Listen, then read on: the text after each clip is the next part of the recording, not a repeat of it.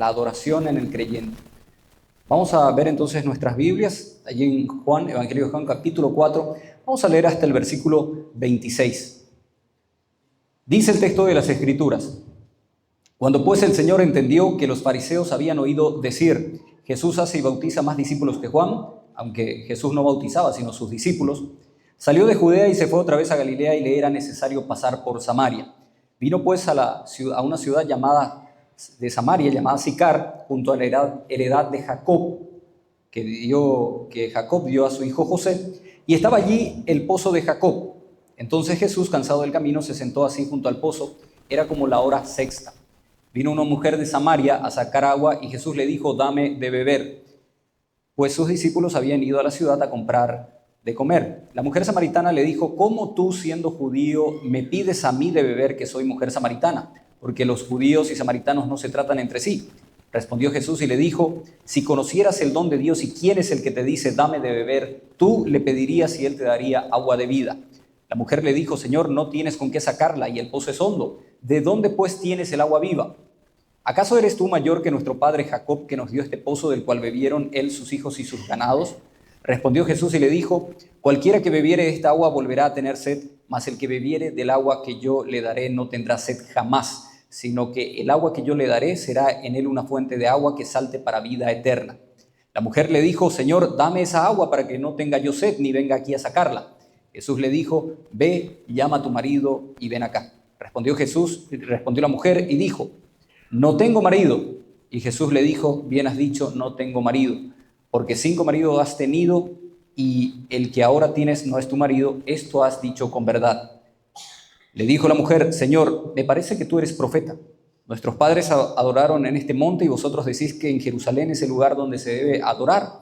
Jesús le dijo, mujer, créeme que la hora viene cuando ni en este monte ni en Jerusalén adoraréis al Padre. Vosotros adoráis lo que no sabéis, nosotros adoramos lo que sabemos, porque la salvación viene de los judíos.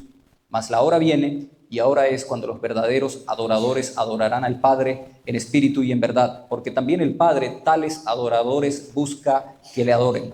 El Dios es espíritu y los que le adoran en espíritu y en verdad es necesario que le adoren. Le dijo la mujer, sé que ha de venir el Mesías llamado el Cristo, cuando Él venga nos declarará todas las cosas. Y Jesús le dijo, yo soy el que habla contigo. Que el Señor bendiga su santa y eterna palabra. Vamos a orar. Señor y Padre nuestro, en esta mañana en que nos hemos reunido como familia de la fe, hijos de un mismo Padre, reconociendo tu grandeza para exaltar tu nombre, porque tú ejerces el señorío sobre tu iglesia, sobre nuestras vidas. Queremos pedirte, Señor, en este momento, que ilumines nuestra mente, nos ayudes a comprender las verdades que se encuentran en esta porción de las Escrituras que hemos compartido juntos. Abre nuestro entendimiento. Permite, Señor, que estemos quietos, reposados y toda nuestra mente, nuestro ser esté enfocado en esta tu palabra. Reconocemos que el predicador es insuficiente para compartir los tesoros que se encuentran en tu bendita palabra, pero a través de tu Espíritu Santo estamos convencidos de que seremos todos ministrados. Te lo pedimos en el nombre de nuestro Señor Jesucristo. Amén. Hermanos queridos, este es un pasaje muy interesante porque aquí el Señor va a romper paradigmas, va a romper barreras espirituales. Y vamos a ver previamente cuál es el contexto de este pasaje. Jesús nos dice que decide salir de Judea porque estaba notando que su gran popularidad despertaba la envidia, el resentimiento por parte de los líderes religiosos. Nosotros sabemos que nuestro Señor Jesucristo no iba a escapar de los problemas, no iba a huir de los conflictos, pero obviamente todavía no era su tiempo. Ese no era el tiempo en que Él tenía que ir a la cruz. Entonces decide salir de Judea. Ante el peligro que existía de que atenten contra su vida, Él toma una decisión prudente, sabia, y decide salir de esos contornos. Ahora, había por lo menos 3 caminos para cruzar de Judea, que se encuentra al sur de Israel, y pasar hasta Galilea, que está al norte. pero en el medio estaba Samaria, ese era el problema. Pero había 3 rutas. La ruta más corta era Samaria. Para entender un poco también este contexto, debemos entender la geografía de Israel en tiempos de Jesús.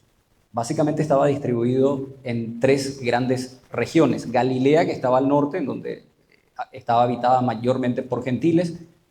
En el sur estaba Judea, donde estaban los religiosos, que tenía como centro de adoración y capital Jerusalén, pero en el medio estaba Samaria. Y Samaria era un problema, por lo que vamos a ver más adelante.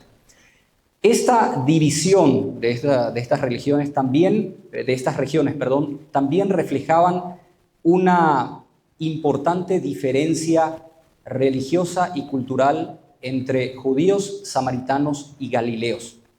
Y vamos a ver por qué nos dice aquí el apóstol Juan, inspirado por el Espíritu Santo, de que a Jesús le era necesario cruzar o pasar por Samaria. Si nosotros miramos bien el texto y conforme lo hemos leído, no encontramos allí explícitamente ninguna parte donde nos diga por qué había esta necesidad imperiosa del Señor de pasar por Galilea. No nos dice.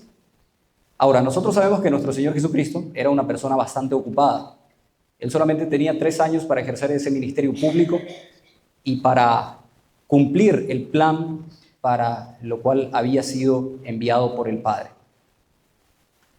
Y dentro de esa ocupación, nuestro Señor Jesucristo tenía marcada en su agenda un encuentro con una mujer que era samaritana, pero aparte de eso era una mujer inmoral, era una mujer marginada, incluso por su propia gente, por los samaritanos, porque nos dice que era adúltera. Nuestro Señor Jesucristo, un hombre tan ocupado, iba a apartar un tiempo para tener el encuentro con esta mujer. De los versículos 5 al 7, nosotros vemos que él llega junto al pozo de Jacob a la hora sexta, que sería el mediodía, y allí tiene este encuentro con esta mujer marginada. Hermanos queridos, no sé si nos estamos dando cuenta, pero Jesús, Dios mismo, el Verbo encarnado, estaba en ese lugar encontrándose con una mujer y teniendo una conversación con una mujer inmoral. Y noten ustedes que cuando llega nuestro Señor Jesucristo junto al pozo en donde estaba la mujer, llega cansado, sediento y hambriento. Esto también el evangelista nos quiere hacer notar de que nuestro Señor Jesucristo tenía una naturaleza humana real. Él era 100% Dios, lo sabemos, pero también era humano, por lo tanto estaba sujeto a las debilidades físicas, no espirituales, pero sí físicas de nosotros.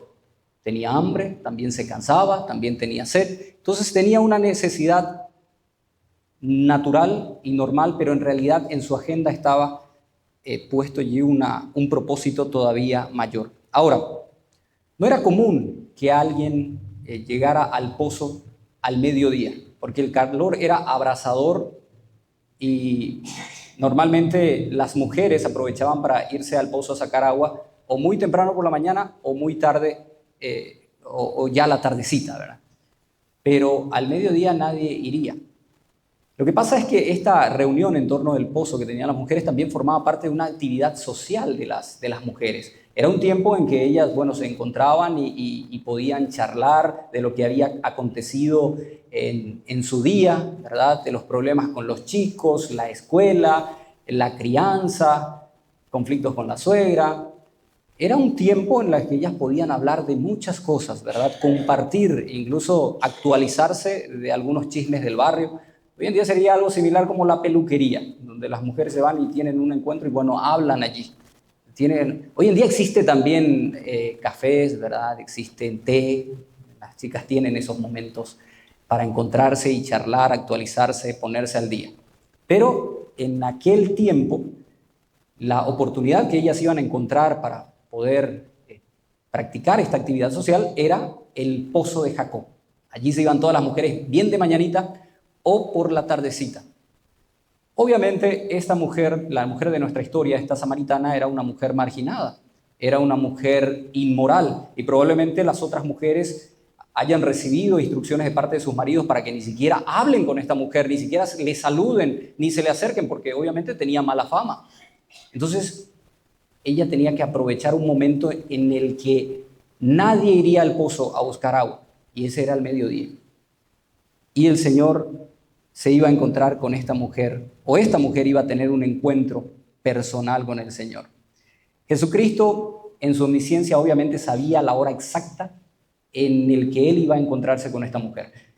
Él no iba a llegar ni 2 minutos antes ni 2 minutos después. Quizás si llegaba un poquito más tarde, y ya no iba a encontrar a esta mujer y se hubiera perdido una preciosa alma.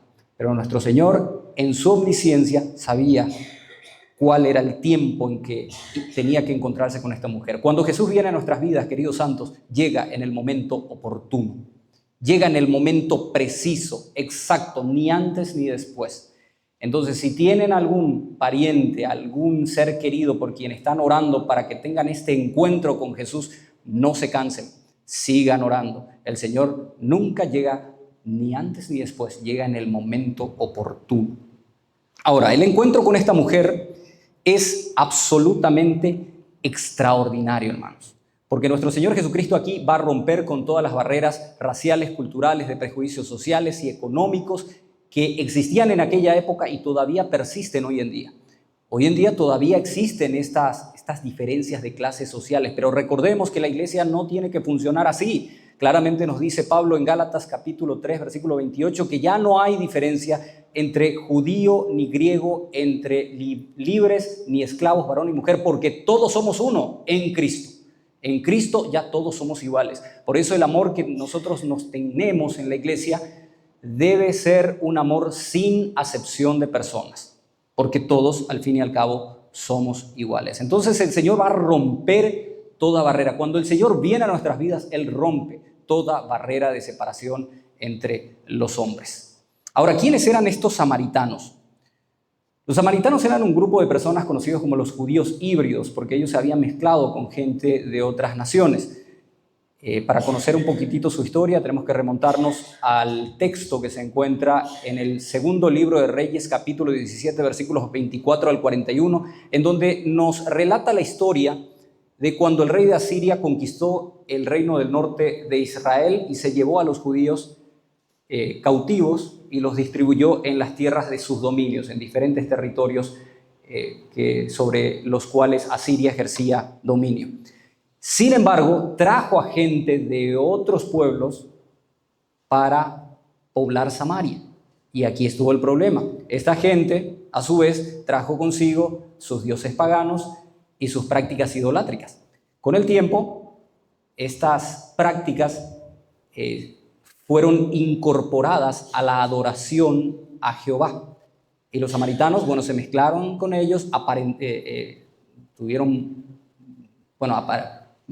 parentesco con ellos, se juntaron con ellos, sus hijas se casaron con estos idólatras y comenzaron a mezclar la religión, es decir, la religión del judaísmo comenzó a mezclarse con las prácticas idolátricas de esta gente que venía de diferentes partes.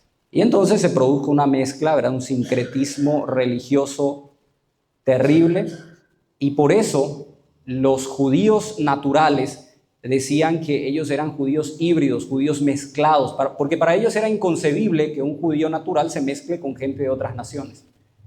Por lo tanto, había odio, había resentimiento que duró durante muchísimo tiempo. Había este resentimiento entre los judíos naturales y los judíos que se habían mezclado con otra gente, que estaban, por cierto, en Samaria. Con el tiempo, los samaritanos ya no iban a tener contacto con los judíos de Judea, e iban a construir su propio templo en Gerizim.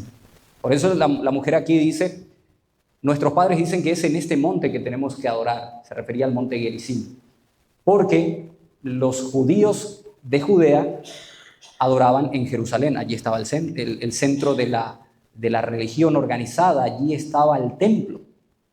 En cambio, los samaritanos tenían su propio templo en Gerizim, pero los samaritanos también habían rechazado a los escritos y los profetas. Ellos solamente tenían como textos sagrados los 5 primeros libros de la Biblia. Es decir, los samaritanos solamente consideraban libros autoritativos esos 5 primeros libros, o sea, el Pentateuco. Ellos habían rechazado los escritos y los profetas, es decir, tenían una revelación parcial. Por eso los judíos llegaron al extremo incluso de ni siquiera querer pasar por Samaria, porque pasar por Samaria era considerado como contaminarse con un muerto.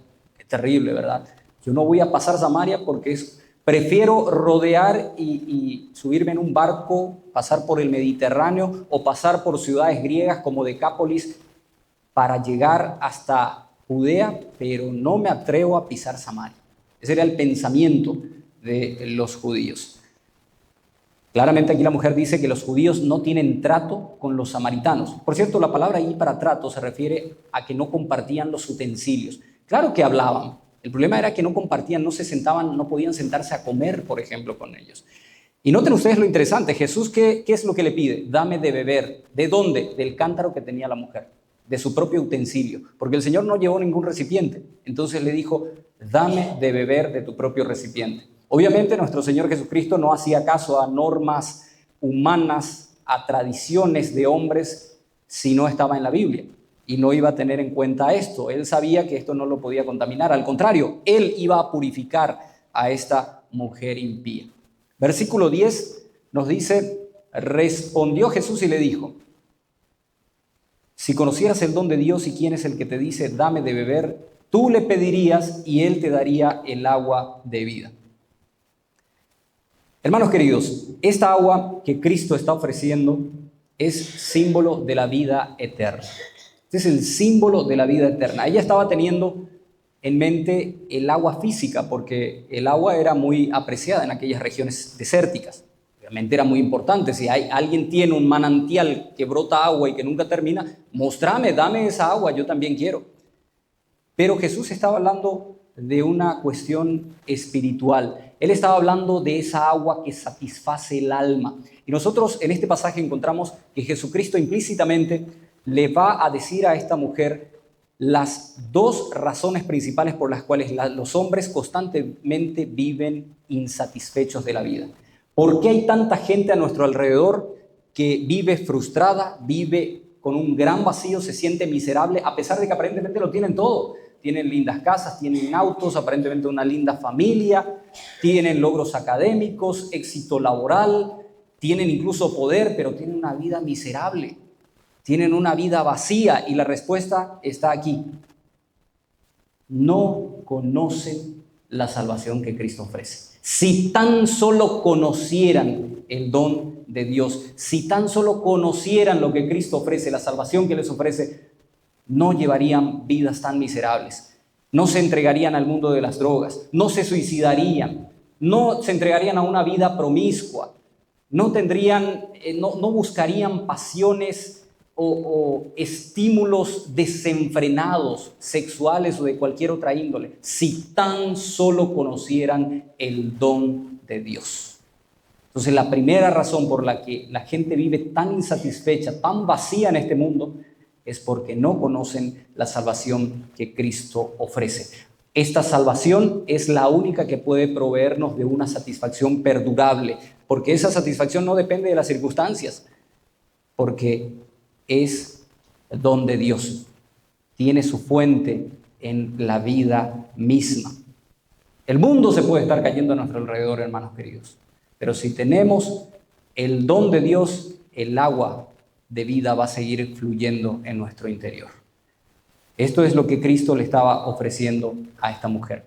Pero el Señor también le da la segunda causa de por qué mucha gente vive tan insatisfecha, tan vacía, y es que no conocen al dador de esa agua de vida.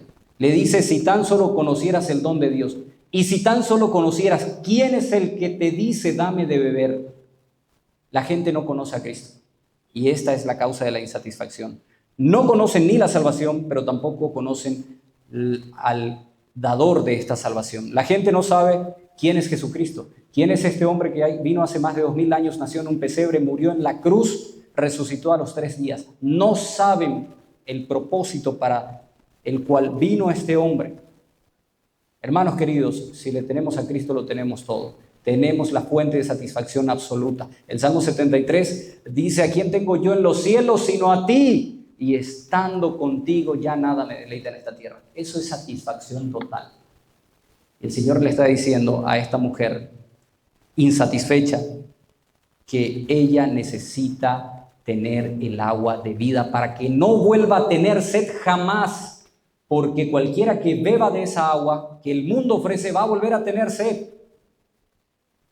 Bebés de dinero, vas a tener más hambre de dinero, más sed de dinero. Buscas algún deleite, querés algún logro académico, profesional. Termina eso y vas a volver a tener sed. Esa sed es insaciable.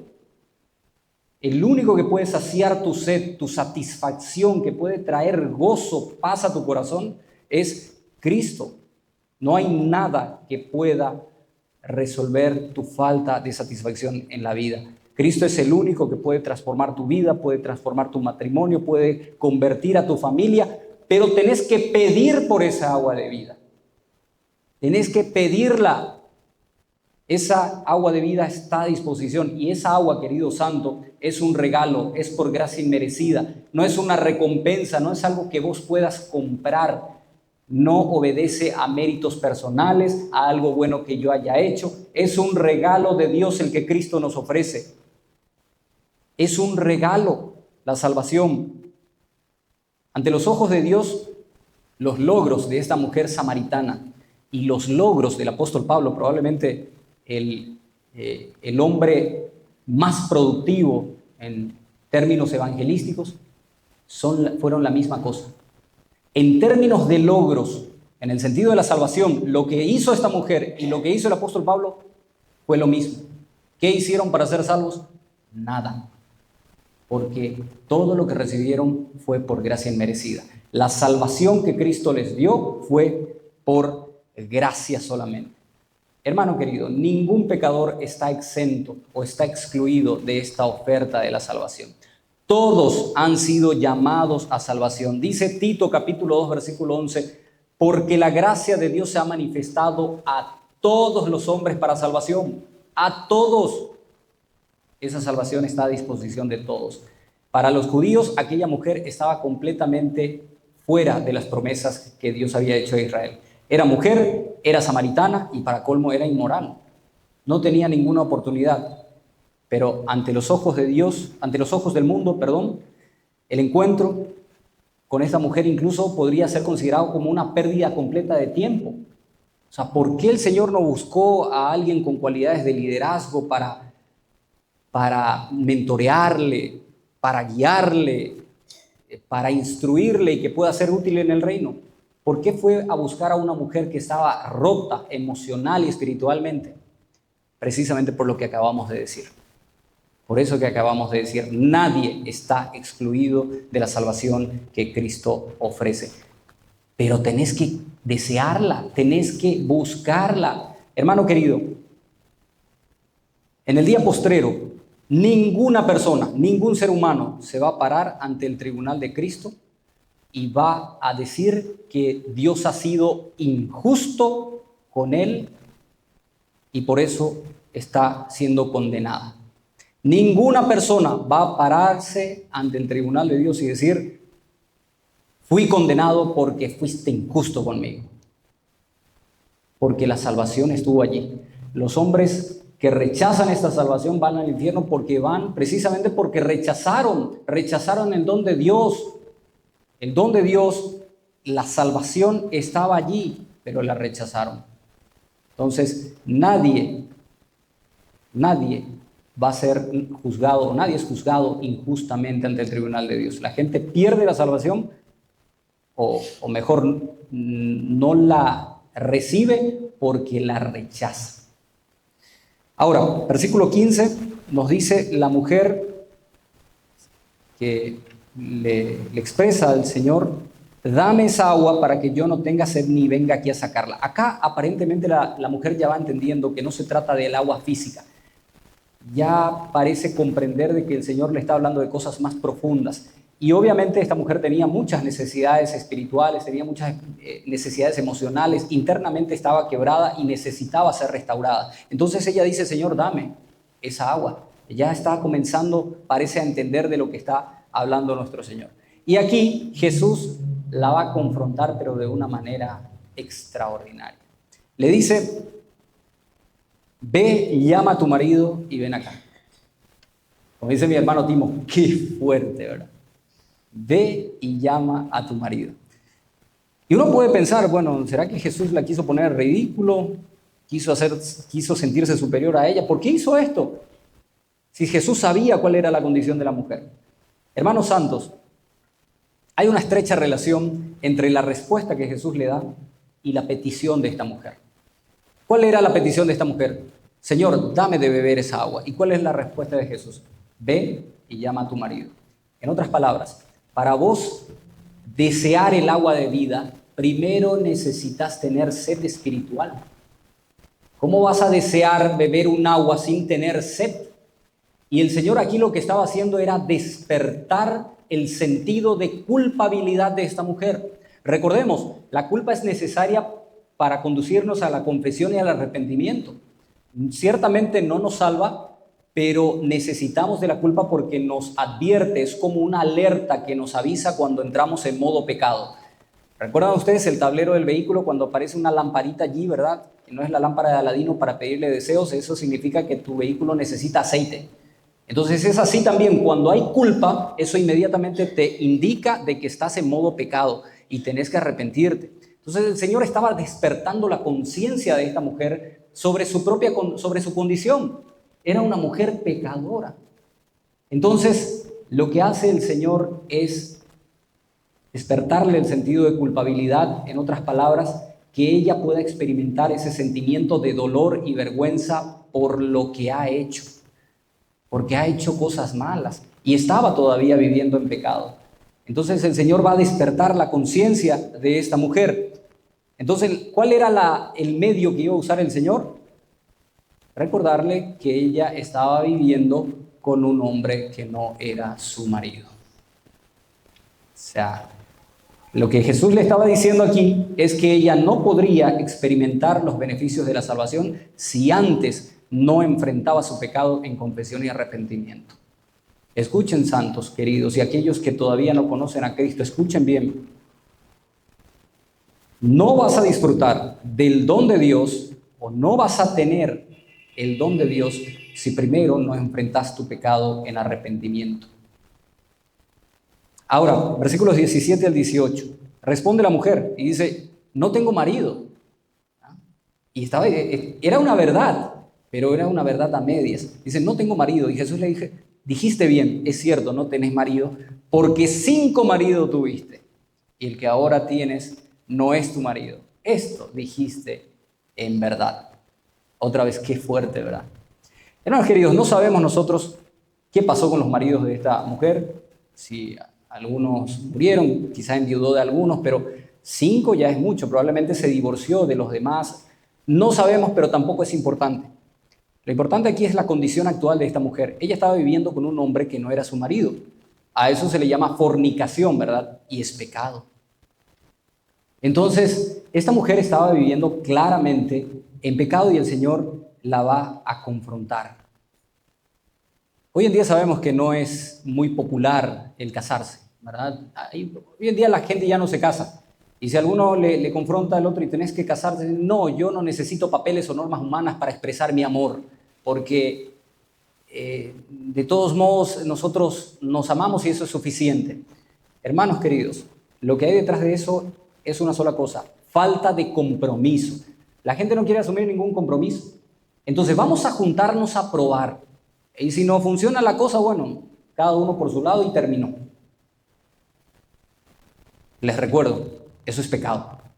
Es el pecado de la fornicación. Entonces, la gente hoy en día ya quiere vivir en concubinato nomás, ya no quiere casarse. No, tomen en serio las cosas de Dios, eso es pecado. El Señor confronta a esta mujer para que ella se dé cuenta de su condición y cuando le dice que le llame a su marido, allí va a decirle, va a contarle todo su pasado. Es cierto, no sos casada porque 5 maridos ya tuviste. ¿Cómo es posible que uno se haya casado 5 veces, hermano? O sea, ¿no aprendió la lección? Bueno, que una vez haya metido la pata y vuelva a casarse hasta es aceptable. Eso es 5 veces. ¿Qué era lo que esta mujer estaba buscando? Esta mujer tenía una insatisfacción, y no precisamente sexual, emocional, espiritual. Lo que estaba buscando es lo que todos nosotros buscamos, si ustedes están buscando, y si dicen que no, serían hipócritas. Lo que estaba buscando esta mujer era felicidad. Esta mujer quería ser feliz. ¿Quién se casa para ser infeliz, hermano? ¿Quién dice, bueno, me voy a casar con esa mujer porque la verdad quiero arruinar mi vida? Quiero sentirme el hombre más miserable de la tierra, entonces voy a casarme. Nadie se casa teniendo esos pensamientos. ¿Por qué se casa la gente?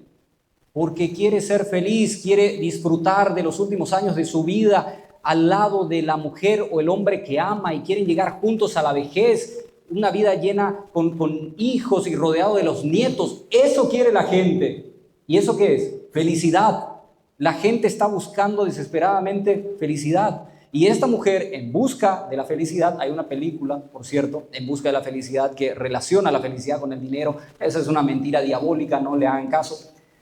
Esta mujer tuvo una relación fallida tras otra y se dio cuenta de que allí no estaba la satisfacción para su alma. Esta ya era la sexta persona con quien intentaba rehacer su vida y ser feliz. Y entonces dijo, bueno, con este ya no me voy a casar. Por lo visto, casarse lo que es el problema. Capaz si vivimos en pareja nomás, ¿verdad? Cambie la situación. Esa mujer tenía un vacío enorme en su corazón, un hueco enorme que ella estaba tratando de llenar a través de una relación amorosa. Ese hueco tiene el molde de Dios. Vos y yo tenemos ese hueco, ese vacío. Teníamos. Gloria a Dios, porque ese hueco ya fue cubierto por Cristo. Pero el ser humano, en su naturaleza caída, tiene un hueco enorme que necesita ser cubierto, y muchas veces lo buscan satisfacer a través de las cosas creadas, a través de lo que ofrece este mundo. Pero recordemos, el agua que ofrece este mundo nunca va a satisfacer la sed espiritual que tiene el ser humano. El Señor conocía el pasado de esta mujer, pero miren, santos, el Señor no condenó a esta mujer, el Señor amó a esta mujer. Qué maravilloso es nuestro Señor, qué maravilloso es Jesús, querido santo. Como una vez mencioné, nosotros muchas veces tenemos un mensaje de perdón para los impíos, los inconversos, para la gente mundana, pero no tenemos el mismo mensaje de perdón para nuestros hermanos en la iglesia. No tenemos ese mismo mensaje de perdón. No, ese se divorció, ese ya está tachado, está manchado, marcado. No, esa ya se divorció, entonces ya no tiene, ya está definitivamente rota. Mentira, eso es una mentira. Cristo puede restaurar lo que se ha roto. Si lo hizo conmigo y lo hizo contigo, lo puede hacer con cualquiera, hermano. Lo hizo con Pedro, el hombre que le había negado. El Señor puede restaurarnos y restablecernos plenamente al servicio del reino. Gloria a Dios, porque ese es el mensaje del Evangelio, ese es el mensaje de la cruz, un mensaje de esperanza, un mensaje de perdón, pero hay una condición: vete y no peques más. Vete y no peques más. Versículos 19 al 21. Le dijo la mujer: Señor, me parece que tú eres profeta. Y aparentemente parece que quiere desviar la conversación. Obviamente estaba tratando un tema muy doloroso. Y ella parece que quiere desviar la atención hacia el tema de la religión. Y va a decir: nuestros padres adoraron en este monte, y vosotros decís que es en Jerusalén el lugar donde se debe adorar. Y Jesús le dijo: mujer, créeme que la hora viene cuando ni en este monte ni en Jerusalén adoraréis. Ahora, después de que Jesús le confronta a esta mujer, parece que ella permanece todavía en su terquedad. Y ella trae el tema de la religión. En otras palabras, ella está diciendo: ¿y cuál es la iglesia a la que debo acudir? Es decir, cierto, hice mal las cosas, pero ¿cuál es la iglesia? ¿Cuál es la iglesia que tiene el mejor mensaje, el mejor predicador, el mejor pastor? ¿Dónde debo irme? ¿Cuál es la mejor religión? Y el Señor le responde: no se trata del lugar, se trata del cómo y a quién debes adorar. No se trata dónde adorar, sino se trata de cómo y a quién adorar. Hermanos queridos, todo esto se resume en una cuestión, en el tema de la adoración. Recuerden el título de este sermón, la adoración que Dios desea. Y aquí está la razón de la constante insatisfacción del ser humano. La adoración.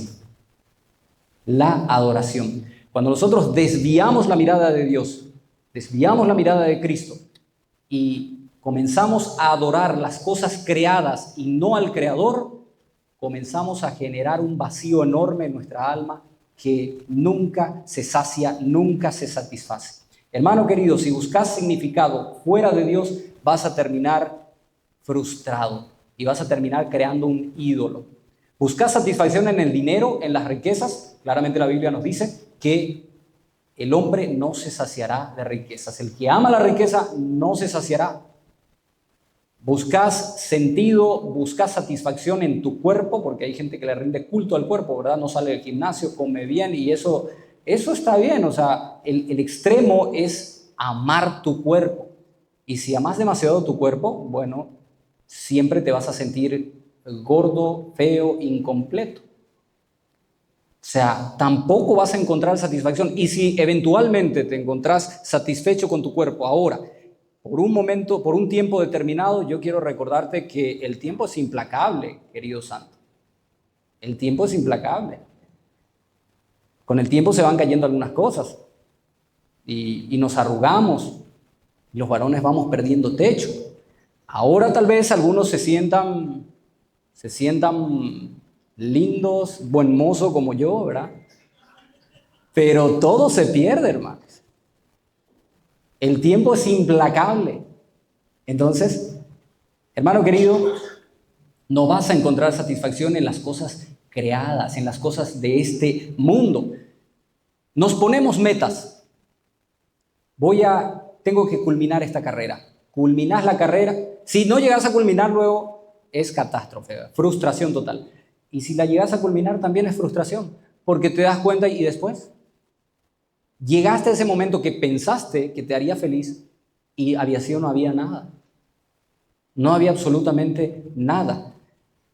Algunos dicen, cuando me independice de mis padres voy a ser feliz. Los jóvenes especialmente. Cuando me independice, tenga mi propio departamento y me case con mi chuli, ¿verdad? Con mi príncipe azul, entonces voy a ser realmente feliz. Salen de la casa del padre y de sus padres y se dan cuenta de lo miserable que es la vida, de lo difícil que es la vida. Entonces no hay satisfacción. Entonces dicen, bueno, cuando me case, y se casan, sigue la insatisfacción. Cuando tengamos hijos, entonces vamos a tener una vida dichosa. Y tienen hijos, sigue la insatisfacción. Cuando vengan los nietos, y sigue la insatisfacción. Hermano querido, estás apuntando al lugar equivocado. Nada en este mundo, no hay meta, no hay proyecto, nada que pueda llenar el vacío de tu alma. Pregúntenle a las estrellas de Hollywood, lo tienen todo y al final terminan suicidándose. ¿Por qué?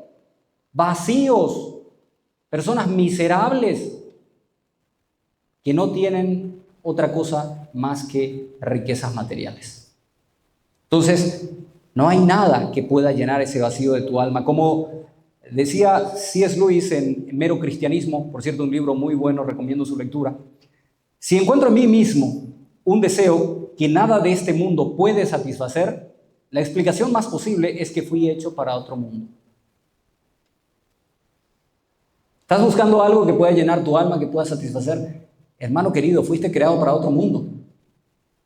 Sos un extraterrestre. ¿Sí? No como un E.T., extraterrestre, no sos de esta tierra. Fuiste creado para otro mundo. Versículo 22 dice: vosotros adoráis lo que no sabéis, nosotros adoramos lo que sabemos, porque la salvación viene de los judíos. ¿Cuál era la base de la adoración de los samaritanos? Recordemos, ellos tenían ejemplares del Pentateuco, pero habían rechazado los escritos y los profetas. En otras palabras, ellos tenían una revelación parcial de las escrituras. Y querido santo, para adorar genuinamente necesitamos tener conocimiento suficiente de las escrituras. Y esta gente no la tenía. Tenía grandes ventajas sobre otras naciones paganas, pero en cuanto a la adoración habían caído en lo mismo. Habían caído en la misma falsa adoración, se habían apartado de la adoración genuina. La lección es la siguiente: no es posible adorar genuinamente a Dios si tenemos conocimiento insuficiente de su palabra. Y a esto se refiere Jesús también cuando después dice que los verdaderos adoradores deben adorar en espíritu y en verdad, conocimiento de las Escrituras. Tenemos que reflexionar muy profundamente sobre este tema, hermanos. ¿Qué tanto conocemos de la palabra de Dios? ¿Qué tanto conocemos a Dios? Porque podemos terminar convirtiéndonos en falsos adoradores. Podemos terminar adorando a un Dios hecho conforme a nuestra imagen y semejanza si no tenemos un conocimiento suficiente de las Sagradas Escrituras. Y esta es la característica de los religiosos. Esta es la característica de los religiosos, que ellos adoran lo que no conocen. Pregúntenle a cualquiera que se hace llamar cristiano, ¿qué entienden? ¿O cuáles son los fundamentos de su fe? ¿Qué es la justificación por medio de la fe? Pregúntenle la diferencia entre gracia y misericordia. Pregúntenle cuáles son los principios básicos del cristianismo. Pregúntenle por los atributos de Dios. Pídanle que les presente el Evangelio en 2 minutos. Y si no lo hacen, entonces ¿sobre qué base están adorando? ¿Cuál es la base sobre la cual estás adorando si no conoces algunos conceptos básicos de tu fe? Y luego algunos piensan que es vano estudiar teología. Hermanos queridos, necesitamos tener un conocimiento profundo de las Escrituras para adorar al Dios verdadero. Queridos santos, esta mujer era religiosa, por lo menos tenía un concepto, sabía lo que era la religiosidad, porque ella decía, es en este monte que decían nuestros padres que debemos adorar. Y la religión funciona de esta manera. La religión limita la espiritualidad a un momento, a un lugar y a acciones determinadas. De manera que yo puedo vivir como un pagano de lunes a viernes o de lunes a sábado, pero domingo, tiempo. Iglesia, el lugar. Acciones, compartir la cena del Señor, venir a cantar las alabanzas. Entonces acá soy un santo, pero afuera vivo como un pagano. Entonces limito la espiritualidad a un tiempo, a un lugar y a acciones determinadas. Eso es religiosidad. O sea, cuando estoy fuera de la iglesia o de lunes a sábados, ni siquiera leo en mi Biblia, yo no oro, pero sí, en la Biblia yo soy un santo. Eso es religiosidad. Vean lo que pasó en Hechos capítulo 5, versículos 42. Ellos rompieron con la religiosidad. Nuestros hermanos de la iglesia primitiva rompieron con esa religiosidad. Dice Hechos 5, 42. Y todos los días en el templo y por las casas no cesaban de enseñar y predicar a Cristo. Todos los días. Ya no está limitado a un sábado, ya no está limitado a un domingo, a un día específico, es todos los días. Tu adoración, tu vida espiritual es todos los días. Nosotros decimos, vamos a adorar a Dios en la iglesia. Hermano querido, vos venís aquí para complementar tu adoración, pero la adoración es 24/7, es todos los días. Es todos los días. ¿Qué más nos dice este pasaje? En el templo y por las casas. La espiritualidad ya no se limita a una casa como esta, a un templo, ¿verdad? Construido por manos humanas. Ya no. Puede ser en las casas donde 2 o 3 estén reunidos. Allí tenemos convicción de que participamos de nuestro Señor. Allí está también el Señor con nosotros. Entonces ya no se limita a un lugar determinado. Pero también nos dice que no cesaban de enseñar y predicar. Es decir, la espiritualidad ya no se limita a algunas actividades litúrgicas, sino que es un estilo de vida. Estilo de vida. Y yendo por el camino, predicad a toda gente. Mateo capítulo 28, versículos 19 y 20. Y yendo por el camino, predicad a todo el mundo. Si nosotros lo leemos allí, id y haced discípulos, ¿verdad? Ahí dice, yendo a ser discípulos. Es decir, en todo momento es un estilo de vida, hermanos. Entonces, una verdadera espiritualidad ya no se limita al lugar, al tiempo, ni a acciones determinadas. Versículos 23 y 24 nos dice, mas la hora viene, y ahora es cuando los verdaderos adoradores. ¿Ustedes son verdaderos adoradores? No, no hay. Uno hay. Profe Carlos, el único adorador aquí. ¿Son verdaderos adoradores? Sí, amén, gloria a Dios. Bueno, dice, mas la hora viene cuando los verdaderos, cuando ustedes van a adorar al Padre en espíritu y en verdad, porque también el Padre tales adoradores busca que le adoren. Dios es espíritu y los que le adoran en espíritu y en verdad es necesario que lo adoren. Ya hemos hablado de la adoración en verdad. Tenemos que tener un conocimiento profundo, verdadero, de quién es Dios, de qué es su naturaleza, de qué es su palabra. Si tan solo nos apercibiéramos de eso, hermanos queridos, no seríamos tan irrespetuosos en nuestras reuniones. No tendríamos nuestro celular mirando allí el estado de la gente. Si tan solo nos apercibiéramos de quién es Dios realmente, no tendríamos nuestra mente divagando en qué vamos a comer al mediodía. Si tan solo supiéramos que Dios, la naturaleza de Dios, quién es Dios, seríamos como Isaías, miserable de mí, porque siendo un hombre inmundo de labios y viviendo en medio de un pueblo inmundo de labios, mis ojos han visto al Rey, a Jehová de los ejércitos. Si tan solo supiéramos, por eso para la adoración es clave tener la verdad. Y la verdad está en su palabra. Pero también debemos adorar en espíritu.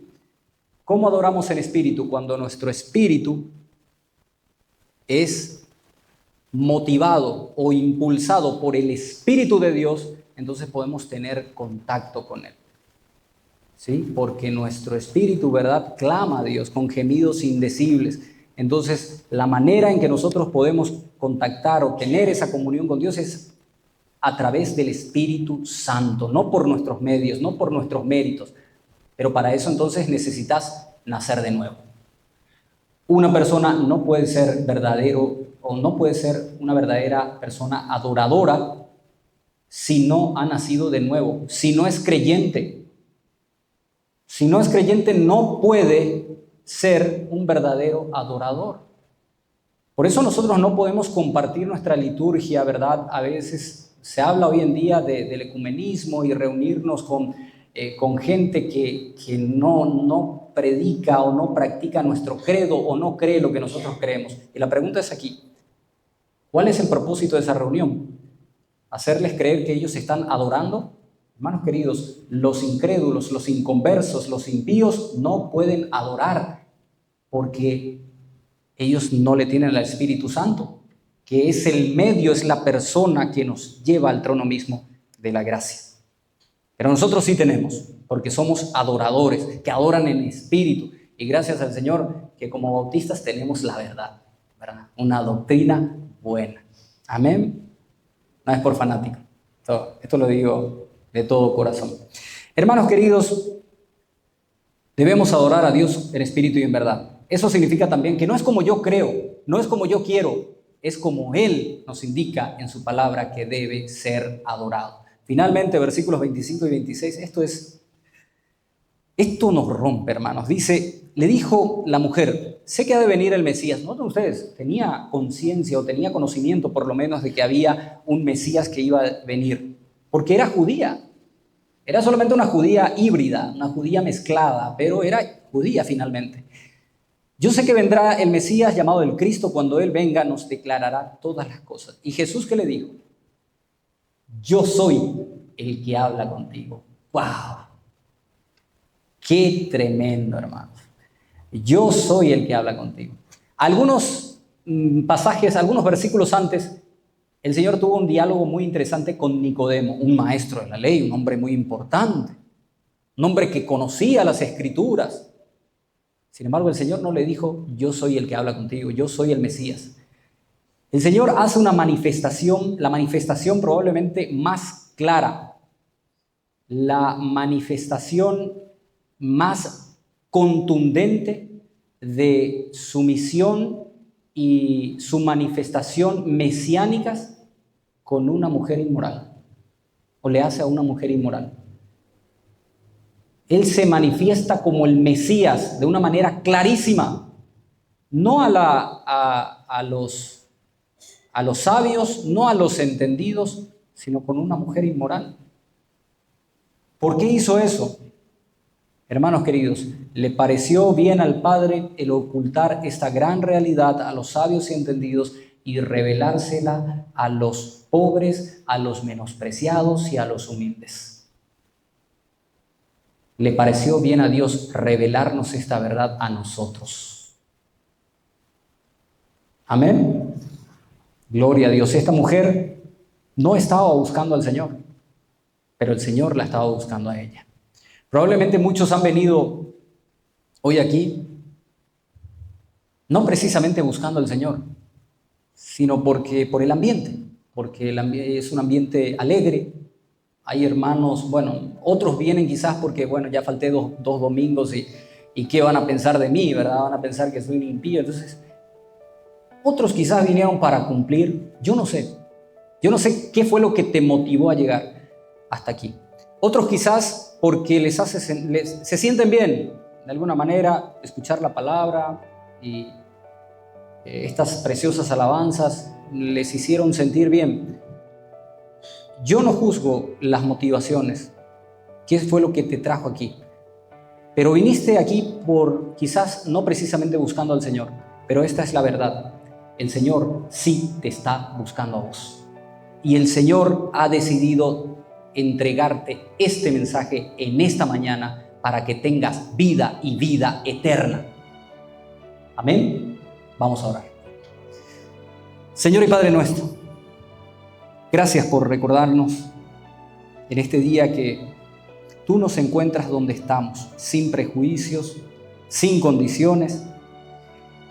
Y también porque a través de Cristo nos ofreces el agua de vida que sacia para siempre. Nos sacia en esta vida, pero también nos saciará por la eternidad. Gracias, Señor, por mirarnos con amor, aun cuando los otros nos han rechazado. Gracias por hablarnos con verdad, sin condenarnos. Gracias por revelarte como el Mesías que transforma corazones. Te pedimos, Señor, que como aquella mujer samaritana, tengamos un encuentro real contigo, que despierte en nosotros el deseo de adorarte en espíritu y en verdad. Que al salir de este lugar podamos llevar con nosotros la certeza de que tú eres el Salvador del mundo y que en ti hay perdón, propósito y vida eterna. En nombre de Cristo Jesús oramos. Amén.